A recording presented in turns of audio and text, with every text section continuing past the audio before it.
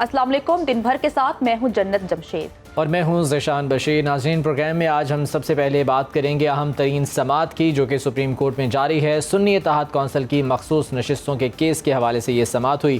Chief justice काजी फायज़ ईसा की सरबराही में full court ने सुन्नी इत्तेहाद कौंसिल की मखसूस नशिस्तों के खिलाफ दरख्वास्त की समाअत की। सुन्नी इत्तेहाद कौंसिल के वकील एडवोकेट फैसल ने दलाइल में कहा कि कल मुझे कुछ बुनियादी कानूनी सवालात फराहम करने का कहा गया था। अदालत ने कहा कि पहले केस के मुकम्मल हक़ाइक़ सामने रखते हैं। फैसल सिद्दीकी ने कहा कि कल जस्टिस जमाल मंदोखेल का सवाल था कि पीटीआई ने बतौर जमात इलेक्शन क्यों नहीं लड़ा। सलमान अकरम राजा ने इसी मुतालिक दरख्वास्त दी थी, जो मंजूर नहीं हुई। चीफ जस्टिस ऑफ पाकिस्तान काजी फायज़ ईसा ने इस्तफसार किया कि आप 8 फरवरी से पहले क्या थे, जिस पर सुन्नी इत्तेहाद कौंसिल के वकील फैसल सिद्दीकी ने जवाब दिया कि 8 फरवरी से पहले हम सियासी जमात थे। आज़ाद उम्मीदवारों की शमूलियत के बाद हम पार्लिमानी पार्टी बन गए। जस्टिस आयशा मलिक ने इस्तफसार किया, पाकिस्तान तहरीक इंसाफ के उम्मीदवार इंतखाबी निशान पर इलेक्शन नहीं लड़ सकते थे। इलेक्शन कमीशन ने पाकिस्तान तहरीक इंसाफ के उम्मीदवारों को किस बुनियाद पर इंतखाबी निशान दिया, जिस पर वकील ने जवाब दिया, इलेक्शन कमीशन ने पाकिस्तान तहरीक इंसाफ के बतौर आज़ाद उम्मीदवार शनाख्त दी। जस्टिस मुनीब अख्तर ने रिमार्क्स किए कि आर्टिकल 51 में सियासी जमात का जिक्र है, पार्लिमानी जमात का नहीं। आर्टिकल 51 और मखसूस नशिस्तें हलफ उठाने से पहले का मामला है। उम्मीदवार हलफ लेंगे तो पार्लिमानी पार्टी वजूद में आएगी। पार्लिमानी पार्टी का जिक्र अभी गैर मुतालिका है। इलेक्शन कमीशन कवानीन कैसे तहरीक इंसाफ के उम्मीदवारों को आज़ाद करार दे सकती है। इंतखाबी निशान एक हो या ना हो अलग बहस है, लेकिन उम्मीदवार पार्टी के ही तस्वुर होंगे। जस्टिस मुनीब अख्तर ने रिमार्क्स दिए कि नामजदगी में कोई खुद को पार्टी उम्मीदवार जाहिर करे और टिकट जमा कराए तो जमात का उम्मीदवार तस्वुर होगा। सुन्नी इत्तेहाद काउंसिल में शामिल अरकान ने खुद को कागजात नामजदगी में पाकिस्तान तहरीक इंसाफ का उम्मीदवार जाहिर किया था। जी हाँ, इसी समाअत के हवाले से मजीद बात करने के लिए हमारे साथ मौजूद हैं एडवोकेट हसन रजा पाशा साहब, जो कि सरबराह हैं पाकिस्तान बार काउंसिल के एग्जीक्यूटिव कमेटी के। बहुत शुक्रिया पाशा साहब आपके वक्त का। ये बहुत इंपॉर्टेंट समाअत है सुन्नी इत्तेहाद कौंसिल की मखसूस नशिस्तों के हवाले से जो चल रही है। एक सवाल इसमें जो सामने आया वो ये था कि जब पीटीआई से इंतखाबी निशान वापस ले लिया गया तो क्या उस पार्टी की एग्जिस्टेंस बरकरार रहती है या नहीं रहती? चूंकि निशान वापस हो गया, अब इलेक्शन तो नहीं लड़ सकते थे, तो फिर पीटीआई की हैसियत क्या थी? सर, इस हवाले से कुछ कानूनी तौर पर बताइएगा। बिस्मिल्लाहिर्रहमानिर्रहीम। जहाँ तक तो आपके सवाल का तल्लक है कि पीटीआई से जब इलेक्शन सिंबल ले लिया गया तो उसकी क्या हैसियत थी, तो बिल्कुल उसका जवाब इसी तरह है कि सुन्नी पीटीआई एक रजिस्टर्ड जमात थी, रजिस्टर्ड जमात है, और जिस वक्त निशान लिया गया उस वक्त भी ये इलेक्शन कमीशन ऑफ पाकिस्तान की जो रजिस्टर्ड जमातों की फहरिस्त है उसमें वो शामिल थी। सिर्फ पार्लिमानी पार्टी ना बन सकी और पार्लिमानी पार्टी का जो हुमा है वो सुन्नी इत्तेहाद कौंसिल के सर बैठ गया। देखिए, बात सिर्फ इतनी है कि 8 फरवरी इलेक्शन होने तक पीटीआई और सुन्नी इत्तेहाद कौंसिल एक पेज पे थी। एक पेज मींस कि वो दोनों का एक ही स्टेटस था कि वो रजिस्टर्ड पार्टीज तो थी लेकिन पार्लिमानी पार्टीज नहीं बनी थी, क्योंकि दोनों के निशान पे किसी एक कैंडिडेट ने भी इलेक्शन में हिस्सा नहीं लिया था। थोड़ा सा एज था पीटीआई को कि उन्होंने वेल इन टाइम, जो कि कट ऑफ डेट थी नॉमिनेशन पेपर्स फाइल करने की, अपनी जो रिजर्व सीट्स हैं उनके नॉमिनेशन पेपर्स और प्रायोरिटी लिस्ट दी हुई थी। जबकि सुन्नी इत्तेहाद कौंसिल ने ऐसा कोई काम नहीं किया हुआ था कि अगर उनके आज़ाद उम्मीदवारान अगर उस पार्टी में शामिल हों तो फिर उनको उस प्रायोरिटी लिस्ट के मुताबिक वो सीटें उनको मिलेगी। पीटीआई में अगर ये शामिल हो जाते तो ये ज्यादा बेहतर होता, चूंकि ऑलरेडी फहरिस्त दी हुई थी, सिर्फ सिंबल ले लिया गया, सिंबल नहीं दिया गया और वो इलेक्शन कंटेस्ट नहीं कर सके। लेकिन अच्छा सर, चीफ जस्टिस साहब ने भी इस हवाले से आज इस्तफसार किया कि अगर आज़ाद उम्मीदवार सुन्नी इत्तेहाद काउंसिल में ना जाते और पाकिस्तान तहरीक इंसाफ में ही रहते तो वो कह सकते थे कि हमें मखसूस नशिस्तें दो। तो इसका ये था कि इलेक्ट होने के बाद दोबारा से Pakistan Tehreek Insaf intra party election करवाती और दोबारा से ये केस लेके अगर वो सुप्रीम कोर्ट या किसी भी अदालत की तरफ जाती तो उन्हें निशान अलॉट हो जाता, तो वो एक पार्लिमानी जमात बन जाती। नहीं, मैं आपको समझा नहीं पाया। कोई इंट्रा पार्टी इलेक्शंस करवाने की जरूरत नहीं थी, अच्छा। क्योंकि पार्टी लिस्ट से निकल नहीं गई थी, पार्टी लिस्ट में मौजूद थी। इसी तरह लिस्ट में मौजूद थी जिस तरह सुन्नी इत्तेहाद काउंसिल थी।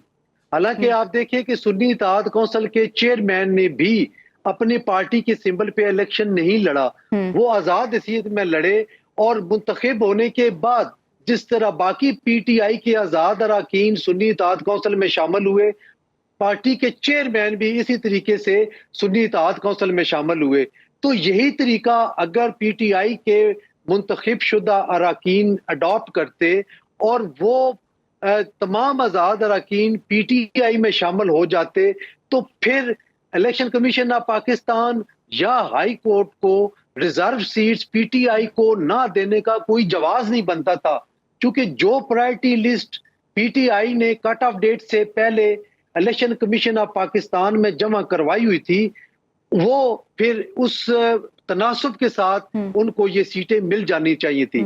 अब मसला ये है कि अखलाकी तौर पे तो सीटों का हक बनता है पीटीआई का, लेकिन कानूनी तौर पे थोड़ी सी रुकावट है कि सुन्नी इत्तेहाद काउंसिल ने कोई प्रायोरिटी लिस्ट जमा नहीं करवाई थी।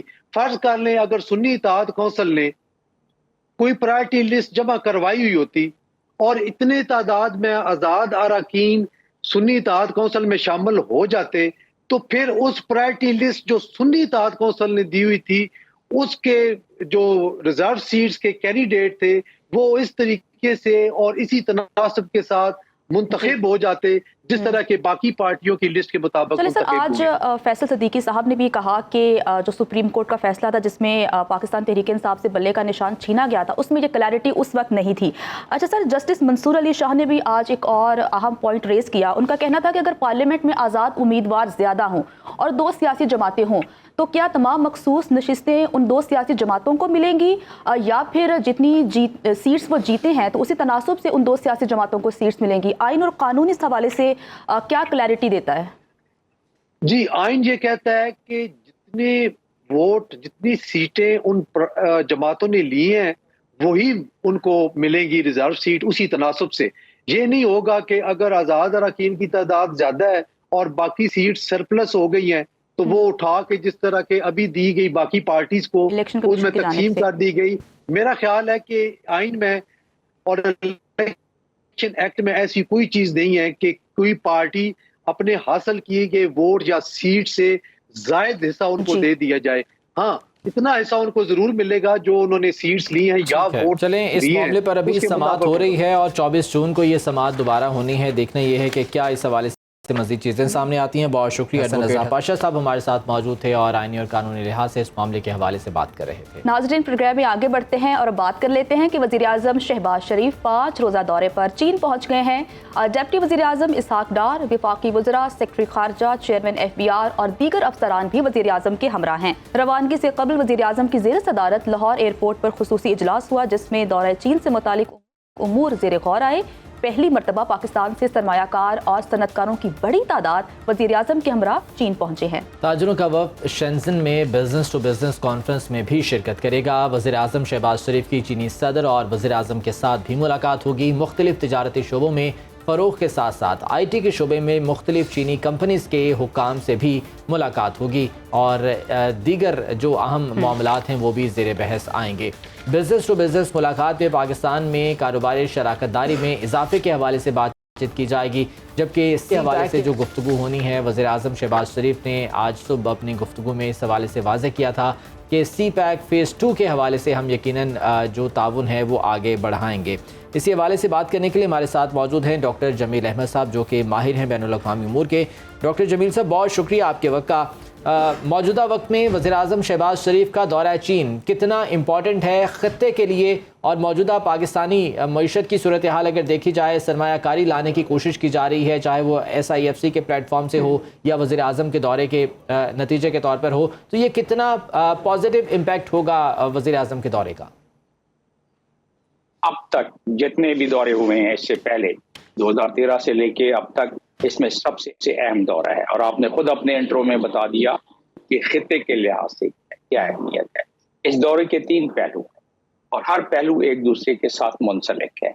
पहला पहलू तो ये है कि जो सी पैक है उस पे आगे उसकी अपग्रेडेशन यानी उसका फेज 2, लेकिन उससे जुड़ा हुआ है जियोपॉलिटिकल सिचुएशन जो आपने खिते की बात की अपने इंट्रो में, तो इन दोनों एक दूसरे से जुड़े हुए हैं। और तीसरा इसका पहलू ये है जो कि जियोपॉलिटिकल से जुड़ जाता है कि अमेरिका इसको किस नजर से देखता रहा है, और खास तौर पे अब जब गाजा के बाद और ये जो गाजा के बारे में भी पीस प्लान दिया गया है बाइडन के तरफ से, और ईरान का हमला जो हुआ इजराइल पर और इजराइल की रिटेलिएशन, इन सारी चीजों को जहन में रखा जाए तो उस लिहाज से मैं कह रहा हूं कि ये दौरा प्राइम मिनिस्टर का यानी पाकिस्तान चाइना के लिए मजीद अहमियत अख्तियार कर गया है। पहले भी दोस्ती के लिहाज से प्राइम मिनिस्टर खुद बयान कर चुके हैं और हम सारे जानते हैं कि हम कहते रहे हैं शायद से मीठा पहाड़ों से ऊंचा समुद्रों से गहरा, लेकिन हम चाहते हैं कि इन तमाम मिठास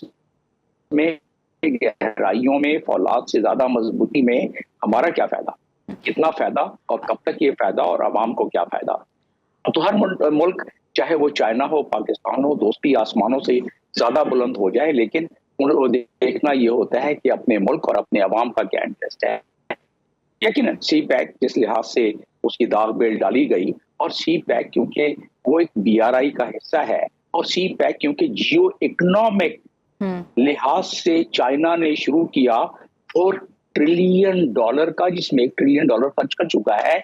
और ये जियो इकोनॉमिक्स, अब खिते की बात आ रही है, सुनिएगा, ये जियो इकोनॉमिक जो स्ट्रेटेजी है चाइना की, वो अब थ्रेट बन गई है वेस्टर्न कंट्री, खासतौर पे अमेरिका और उसके एलाइज के लिए, क्योंकि ये जियो इकोनॉमिक अब जियो पॉलिटिकल में ट्रांसफॉर्म तकरीबन हो गया है। और आप देख लें, अभी 4 दिन की पहले की बात है कि अरब स्टेट लीडर्स जब आए, उनका नवा गालबन ये इजलास था अरब स्टेट एंड चाइना कोऑपरेशन, उसमें क्या कहा शिपिंग ने कि हम पीस कॉन्फ्रेंस एक अलग से बना लेंगे। इन अदर वर्ड्स, जो अक़वाम मुत्तहिदा नहीं कर सकी वो हम कर लेंगे। मैं इसकी इंटरप्रिटेशन दे रहा हूँ, और उसका आप देखें कि जो भी असर बाकी पहले हो रहा था, जो बाइडन के इलेक्शन का मामला, जो भी मामला चल रहा था, लेकिन ये एक और प्रेशर पड़ गया अमेरिका पे और वेस्टर्न कंट्री पर। तो चाइना जिस अंदाज में इस पूरे खिते को लेके चल रहा है, उसके लिए ये जो दौरा है जिसको कि सी पैक बहुत ज्यादा ये इम्पोर्टेंट है। डॉक्टर साहब, ये फरमाइएगा कि बिजनेस टू बिजनेस कॉन्फ्रेंस जो है वो होने के लिए जा रही है, और गालिबन फर्स्ट टाइम है कि पाकिस्तान से कारोबारी अफराद इतनी बड़ी तादाद में जो है वहाँ पर मौजूद होंगे, कारोबारी शराकतदारी के हवाले से बातचीत होगी। तो सरमायाकारी के किस कदर मौके जो है वो मौजूद हैं, और किस हद तक जो है हम इसका देख सकते हैं जो पॉजिटिव आउटकम होगा? इसको उस अंदाज में देख लेते हैं, लेकिन उससे पहले कि मैं इसमें मामले में आगे जाऊं, हमें ये पहले जानना और मानना होगा कि सी पैक की अहमियत सिर्फ चंद लम्हे में बता देता हूं। तो BRI का क्योंकि एक हिस्सा है, और अब जियो पॉलिटिकल और जियो स्ट्रेटेजिक लिहाज से चाइना की नर्व लाइन, मैं लफ्ज इस्तेमाल किया है नर्व लाइन, वो है। और वो क्यों है कि चाइना 16,000 नॉटिकल माइल, जहां की वो खतरात से भरे हुए अंदाज में अमेरिका और उसके एलाइज के सामने से गुजरता हुआ साउथ चाइना सी में जाता है, तो अब ये है कि उसको महफूज रास्ता मिल जाएगा। पहले देख लेना कि चाइना क्या फायदा है। पाकिस्तान का ये इसमें फायदा है कि B2B जो अभी करने जा रहे हैं कॉन्फ्रेंस, ये सी पैक की इब्तदाई तौर पर जो BRI का एक हिस्सा है, ये बात उसमें उसके अंदर एम्बेडेड है, और उसमें ये डिले अगर हुआ है तो इसमें वो कहते हैं ना कि इसमें ये जो आवारगी शबनम है, इसमें कुछ जुर्म आफ्ताब भी है। हमारे तरफ से भी काफी इसमें कोताहियां और कमियां रही, जिसकी वजह से ये परवान जिस अंदाज में चढ़ना था उसमें डिले हो गया। अब सबसे बड़ी ये देखिए, B2B के बगैर तो गुजारा हो नहीं सकता। जो आपका भी इकोनॉमिक जोन्स हैं, स्पेशल इकोनॉमिक जोन, जब तक वो नहीं बनेंगे, उस वक्त तक उसके समरात नहीं मिलेंगे, उस वक्त तक चाइना जहां के दौरा बहुत अहमियत का हामिल है। लेकिन हम सब जानते हैं कि पाक चीन दोस्ती से ऐसे अनासिर भी हैं जो खाइफ रहते हैं। बशाम वाक़या हमारे सामने है कि चीनी वर्कर्स को निशाना बनाया जाता है। तो इन अनासिर से निमटने के लिए दोनों मुल्कों को मजीद क्या करने की ज़रूरत है? पहली तो बात यह है कि पाकिस्तान को जरा अपने मामला थोड़े सीधे करने पड़ेंगे। देखिए, पाकिस्तान ने कोशिश की है, हमने जहां तक ऑपरेशंस का ताल्लुक है, मिलिट्री ऑपरेशन का ताल्लुक है, हमने बड़ी अच्छे अंदाज में मिलिट्री ऑपरेशन किए, लेकिन टेररिज्म से जंग लड़ने के लिए सिर्फ ग्राउंड ऑपरेशन तो नहीं किए जाते हैं। दुनिया में उसके दूसरे अवामिल भी हैं कि टेररिज्म से निपटने के लिए जो 20 पॉइंट का एक आपने नेशनल एक्शन प्लान बनाया था, उसमें से अब 16 पॉइंट पे अमल होता है, बाकी उन्होंने खत्म कर दिए। उन 16 पॉइंट्स में से कौन कौन से पॉइंट है जिसमें की है? सिर्फ 4 या 5 पॉइंट। बाकी पॉइंट्स को आप एड्रेस कर लें, आपको ये दासू वाले हमले कम हो जाएंगे या नहीं होंगे, आप पे टेररिज्म का मसला कम हो जाएगा या नहीं होगा। टेररिज्म होता क्यों है? एक तो यह है कि हमारी फॉरेन पॉलिसी की कमाईगी कोताही भी है इसमें, कि अफगानिस्तान जिसको हमने पाला पोसा, जिन तालिबान को हमने अपने पास रखा, वही पत्ते हमें हवा देने लगे। मतलब उसकी कोई तो वजह होगी ना, उसमें हमारी क्या कमी कोताही है, ये भी तो देखना होगा ना हमें। फिर आपने बात की कि ये दूसरों की नजर में खटकता है, ऐसी पैक खटकेगा क्यों नहीं? क्योंकि कंपटीशन किसका है इस वक्त दुनिया में? कोई यूनिपोलर तो दुनिया नहीं रही, जो कि कोल्ड वार के बाद यूनिपोलर हो गई थी। अब तो बाइपोलर और अभी मल्टीपोलर होती जा रही है। लेकिन बाइपोलर इसलिए है कि इस वक्त चाइना और अमेरिका वही कॉम्पिटिटर है ना, और अमेरिका खुद कहता है उसकी फॉरेन पॉलिसी, अमेरिका के फॉरेन पॉलिसी का नंबर 1 जुज जो है वो कंटेनमेंट ऑफ चाइना है।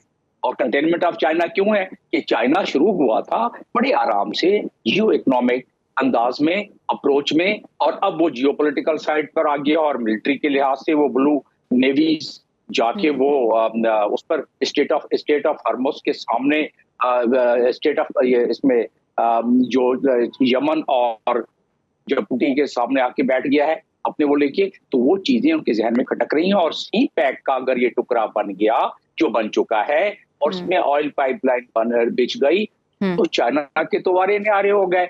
80% जो ऑयल जाता है, जो 6 हफ्तों में पहुंचता है अपने मुल्क में और खतरात से गुजरता हुआ, फोकास जो कि मिलिट्री एक पैक्ट है ऑस्ट्रेलिया का और यूके का और अमेरिका का, और जिसके पीछे फिलीपीन भी खड़ा है, जापान भी खड़ा हुआ है, ये सारे मुल्क तो चाइना को झपट पड़ेंगे। अगर कोई टेंशन हुई और कॉन्फ्लिक्ट हुई तो उनका तो गला दबा दिया जाएगा। तो वो चाहते हैं ये जल्द से मुकम्मल हो जाए। प्रॉब्लम क्या है? और मैं आपके इस तवज्जो से चाहता हूँ कि सुनने वाले जो इस वक्त पॉलिसी साज हैं सुन लें, मसला ये इतना बड़ा मसला भी नहीं है, ये हमारी कमाईगी की वजह से हमने मसला बना लिया है। ये जो सिक्योरिटी के मामला है, क्या चाइना बेवकूफ है? वो नहीं समझता है कि हमारे मुल्क में इंटरफेरेंस कहां से हो रही है। लेकिन चाइना इतना अक्लमंद जरूर है कि वो समझता है कि जो इंटरफेरेंस हो रही है वो अपनी जगह पर, उसकी मिटिगेशन के लिए हमने क्या किया? सिर्फ के लेके सामने खड़े हुए, ये तो मसले का हल पूरा नहीं है। उसके अलावा जो उसके मसले का हल है, उनका इस वक्त मसला जो B2B आप कह रहे हैं ना, कि जो इस वक्त मीटिंग होगी, हर शख्स वहां जो चाइना अगला बैठा होगा बिजनेसमैन, हमारे बिजनेसमैन के सामने, उसके जहन में एक ही होगा कि भाई मेरी जान की हिफाजत कैसे होगी। इस वक्त आप जाएं एयरपोर्ट पर, चाइनीज कोई निकलता है तो उस पर हम झपट पड़ते हैं कि भाई आप अकेले नहीं जाओगे, मोबाइल पीछे लगाते हैं, आगे लगाते हैं। तो ये जो हमारा अंदाज है, इस अंदाज से चाइनी हाइप हो जाते हैं। और फिर जाहिर है वो तो चाहते हैं कि इन्वेस्टमेंट हो, इसलिए कि पॉलिसीज हैं उन्हें कुछ रिव्यू करने की ज़रूरत है, कुछ बेहतर करने की ज़रूरत है। और चाइना हमेशा से हमारा दोस्त रहा है, उम्मीद है कि आइंदा भी इसी तरह से जो है वो सरमायाकारी होती रहेगी। बहुत शुक्रिया डॉक्टर जमील अहमद साहब, माहिर बैनुल हमारे साथ मौजूद थे और इस बारे में गुफ्तगू कर रहे थे। दिन भर में वापस आएंगे एक ब्रेक के बाद, साथ रहिए। ब्रेक के बाद प्रोग्राम में आपको खुशामदीद कहते हैं और अफसोसनाक वाक़े की बात कर लेते हैं कि कोयटा के नवाही इलाके संजदी में कोयले की कार में जहरीली गैस के खराज से माइन मैनेजर समेत 11 कारकुन जान की बाजी हार गए। अफसोसनाक सानहे में मरने वाले तमाम अफराद की मैयतें उनके आबाई इलाके सवात रवाना कर दी गई हैं। इस तरह के वाक़यात आए रोज़ पेश आते हैं, लेकिन हुकूमत की बेहिसी है कि अभी तक इस तमाम तर मामले की तहकीकात नहीं होती और हिफाजती इंतजामात अभी तक नहीं किए गए हैं। इसी तमाम तर मामले पर बात करने के लिए हमारे साथ हमारे नुमाइंदे फजल तवाब मौजूद हैं, उनसे बात कर लेते हैं। फजल तवाब, कहिएगा कि वज़ीर आला बलूचिस्तान ने इस तमाम तर मामले का नोटिस लिया है, तहकीकात का हुक्म सादिर किया है, क्या कुछ मालूम हो सका? वो कौन से मुहर्रिकात हैं जिनकी वजह से ये अफसोसनाक वाक़या पेश आया? देखिए, इस तरह है कि सबसे पहले तो असबे मामूल माजी की तरह एक बार फिर बलूचिस्तान हुकूमत की जानिब से इस मामले का नोटिस लिया गया है। FIR दर्ज करने के हवाले से भी मरासला जो है वो पुलिस को अरसाल कर दिया है। मगर ये है कि इस वक्त जो रिपोर्ट में बताया गया कि इस तमाम तर कोयला खान जितनी भी है, मारगढ़, संजदी और इसके अलावा शारग, हरनाई, दुक्की, मच, वहां पर कई मरतबा इस तरह के वाकयात रुनुमा हुए हैं, जिसकी असल वजह जो है वो हिफाजती इकदाम का ना होना। और वहां पर सबसे अहम बात जो है वो ये है कि जब भी कोई वाकया रुनुमा होता है तो वहां पर कोई फर्स्ट एड या कोई जो मेडिकल से फैसिलिटीज है वो वहां पर मौजूद नहीं होती है। गुज़िश्ता दिनों में जो संजदी के इलाके में वाकया पेश आया है कि वहां पर जहरीली गैस भर जाने के बायस 9 कारकुन, एक ठेकेदार और एक जो इंजीनियर है वो जहरीली गैस में फंस गए थे और दम तोड़ गए, लुक़्मे अजल बन चुके हैं। जिसकी वजह यही है कि वो आला हमारे साथ मौजूद नहीं है कि वहां पर जहरीली गैस को चेक किया जाए। कई मरतबा आज जैसे रिपोर्ट में दिखाया गया कि हमने कई मरतबा वहां के कारकुनों से बात की है और जो ट्रेड यूनियंस है उन्होंने ये मुतालबा ये तमाम कोयला खाने जो हैं क्या ये ठेके पर दी जाती हैं, और ये क्या ठेके पर दिए जाने से कबल ठेकेदार से इस तमाम तर चीज़ों के हवाले से पूछा नहीं जाता, उनसे तमाम तर चीज़ें ली नहीं जाती हैं? देखिए इस तरह है कि बिल्कुल इस तरह ये तमाम जितने भी कोयला खान है ये रजिस्टर्ड है, गवर्नमेंट के पास इसका रिकॉर्ड मौजूद है। और अगर हिफाजती इकदाम नहीं होंगे, वहां पर इस तरह के हादसात होंगे, उसके लिए कानून मौजूद है, एक्ट मौजूद है, पूरा एक महकमा माइंस का एक डिपार्टमेंट मौजूद है। मगर बदकिस्मती से वहां पर चेक एंड बैलेंस का कोई मैकेनिज्म नजर नहीं आ रहा है, ना कोई चेक करने वाला। बैलेंस का एक मैकेनिज्म होना चाहिए ताकि इंसानी जानों को बचाया जा सके। हमारे नुमाइंदे फजल तवाब हमारे साथ मौजूद थे और हमें तमाम तफसीलात बता रहे थे। फजल, आपका बहुत शुक्रिया। वापस आएंगे एक ब्रेक के बाद। अहम मामले पर बात करते हैं कि राय मनसब अली खान इंटरचेंज बुचेकी का इफ्तिताह होने के बावजूद अभी तक काम शुरू नहीं हो सका है। इस मंसूबे का वज़ीर आज़म 2 बार इफ्तिताह कर चुके हैं, लेकिन इसके बावजूद भी ताहाल एक ईंट नस्ब नहीं की जा सकी। माली साल 2023 और 24 के लिए इस मंसूबे पर 1332 मिलियन की रकम मुख्तस की गई थी। इस हवाले से स्पेशल रिपोर्ट तैयार की है ननकाना से हमारे नुमाइंदे उमर फारूक ने, आपको दिखाते हैं। मैं मौजूद हूँ लाहौर कराची मोटरवे पर ननकाना बुचेकी के पॉइंट पर। इस जगह पर 2021 में पाकिस्तान के वज़ीर आज़म मियां मोहम्मद शहबाज शरीफ ने राय मनसब अली खान इंटरचेंज बनाने का ऐलान किया। 2023-24 के वफाकी बजट में 1332 मिलियन रकम इस बजट के लिए रख दी गई। 8 अगस्त 2023 को वज़ीर आज़म पाकिस्तान मियां मोहम्मद शहबाज शरीफ ने इस मंसूबे का बाकायदा इफ्ताह किया। इतना अरसा गुजर जाने के बावजूद अभी तक NHA ने यहाँ पर किसी किस्म का कोई भी काम शुरू नहीं किया। आइए हम लोगों से पूछते हैं कि यहाँ पर राय मनसब अली खान इंटरचेंज ना बनने की वजह से वो किन मसाइल का शिकार है। बुचेकी मेन कस्बा है, 1 लाख की आबादी है, 50-60 के करीब राइस मिल्स हैं यहाँ पे इन्होंने इंटरचेंज नहीं छोड़ा, वो 20-25 किलोमीटर जाके इंटरचेंज बना दिया। उसका हमें क्या फ़ायदा इस मोटरवे का? करोड़ों रुपए लगाने का, ना इस पर चढ़ सकते हैं ना उतर सकते हैं। देखिए लोग जलील हो रहे हैं।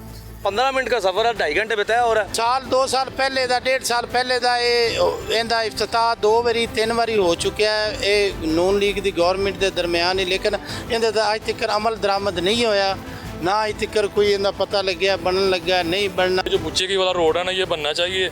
जो तकरीबन 15 मिनट का सफ़र है हम 2 घंटे में ये तय करते हैं। ये हमारे लिए बहुत मुश्किल है। हम मजदूर लोग हैं, यकीन करो इतनी परेशानी है। हमें इस मोटरवे का क्या फ़ायदा जब हम इधर से ऊपर नहीं जा सकते, मोटरवे इस्तेमाल नहीं कर सकते। ये इंटरचेंज बनना बहुत ज़रूरी है गया, क्योंकि इस तो अगे 20 किलोमीटर इस साइड से जाना पौंदा है, तो 20-30 किलोमीटर इस साइड से जाना पौंदा है। बेहतर है कि बेहतरीन काम तो ये जो इतने सामने इंटरचेंज होना चाहिए। ये कागज़ मंजूर भी हो गया, बनना भी चाहिए, क्योंकि सानू बहुत ज़्यादा मुश्किलात का सामना करना पैंदा ते बहुत ज़्यादा इत्थों की जिहड़ी ट्रैफिक है खियाड़े इंटरचेंज या दूसरे इंटरचेंज से उतरती है, क्योंकि साडी ज़रूरत है इत्थे इंटरचेंज बनना। इंटरचेंज जिहड़ा जनाब बहुत ज़रूरी होना चाहिए। उस तरह असीं जाइए लाहौर GT रोड वाल दी तो साढ़े 2-2.5 घंटे ज़ाया होंदे ने। ते टाइम बचत वास्ते असीं बचाइए तो 40-45 मिनट का सफ़र साढ़ा लाहौर का। अपनी जो आवाम में बैठे हुए लोग हैं और हमारे वज़ीर आज़म मियां शहबाज शरीफ इस वक्त मौजूद हैं, उनसे हमारी बड़ी हम्बल रिक्वेस्ट है कि इस प्रोजेक्ट को शुरू किया जाए। इसका जो कि इलेक्शन में भी वादा किया गया था और ऐलान किया गया था उस वक्त मियां नवाज शरीफ साहब जो इस वक्त नून लीग के प्रेसिडेंट हैं, और CM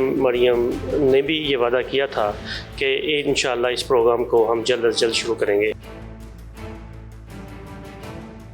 लोगों का कहना है कि राय मनसब अली खान इंटरचेंज जिसके लिए फ़ंड भी रख दिए गए हैं, उसकी तामीर ना होने की वजह से उनको बेपनाह सफरी दुश्वारियों का सामना है। ट्रैफिक के बेशुमार मसाइल हैं, आए रोज़ ट्रैफिक के हादसात होते रहते हैं। और लोगों को तवील फासला तय करने के बाद लाहौर या कराची वो पहुंच पाते हैं। अगर यहाँ पे इंटरचेंज बर वक्त बन जाता है तो लोगों को उनके अखराजात में बहुत कमी आएगी और सफरी दुश्वारियों का सामना भी नहीं करना पड़ेगा।